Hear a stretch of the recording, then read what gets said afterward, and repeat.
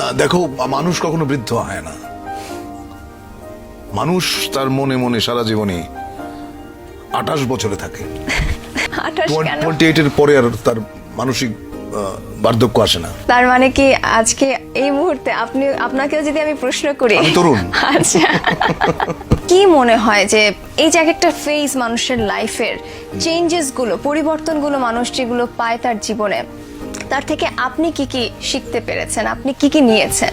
দেখো, এই পরিবর্তনগুলো যেভাবে হয় সেটা হচ্ছে যে কিছু কিছু পরিবর্তন মানুষ নিজেই করে, আর কিছু কিছু পরিবর্তন মানুষের জীবনে আসে যেটা সে কখনোই চায় না, কখনোই আশা করে নাই।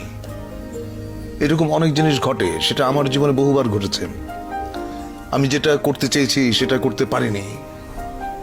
আমি যাকে আঁকড়ে ধরতে চেয়েছি সে আমাকে ফেলে চলে গেছে, বা যাকে আমি স্নেহ দিতে গেছি সে আমাকে ঘৃণা করেছে।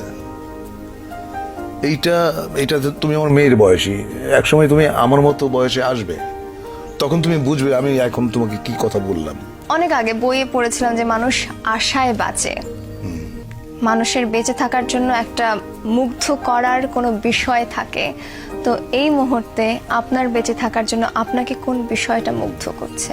দুরাশা কিন্তু ভালো জিনিস না। দুরাশা বলতে আমি বলছি এইটা যে তুমি এমন কিছু আশা করবে না যেটা তোমার নাগালের বাইরে। তোমার নাগালের বাইরে যেটা, সেটা যখনই তুমি আশা করবে সেটা দুরাশা। দুরাশাটা করতে নেই। আশা করো যা তোমার ক্ষমতার ভেতরে আছে, যা তুমি অর্জন করতে পারবে, যা তুমি গ্রহণ করতে পারবে, ওইটুকু আশা নিয়েই মানুষ বাঁচে। অনেক সময় অনেক আশাই পূর্ণ হয় না, অনেক সময় তুমি আশা করো নাই এমন জিনিস ঘটে যায়। আপনার বাসায় প্রচুর বই, তো এই মুহূর্তে কি বই পড়ছেন? মাইকেল শেখোভের টু দ্য অ্যাক্টর। এটা অ্যাক্টিং এর উপর একটা বই, এবং অনেক অনেক চমৎকার, অনেক চমৎকার। ওই বইটা অনেকটা মহাভারতের মতো, তুমি পড়ার পর ভুলে যাবে।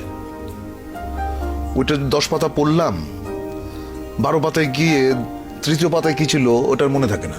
হঠাৎ এই বইটা কেন আপনি পড়ছেন? এই বইটা আমার বাড়ি থেকে 3বার চুরি হয়েছে।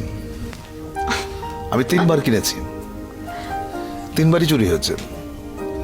লাস্ট টাইম শিকাগোতে গিয়ে ওইখান থেকে বইটা পেয়ে কিনলাম, কিনে আর পড়া হয় নাই। পড়বো করে হয় না, আচ্ছা ঠিক আছে আজ না কাল না পরশু, এরকম করতে করতে অনেকগুলো বছর পার হয়ে গেছে। তো আমি কি কারণে যেন একটা বই খুঁজতে গেলাম, সম্ভবত জীবনানন্দ দাশের কাব্য সমগ্র, তখন দেখলাম ওই বইটা।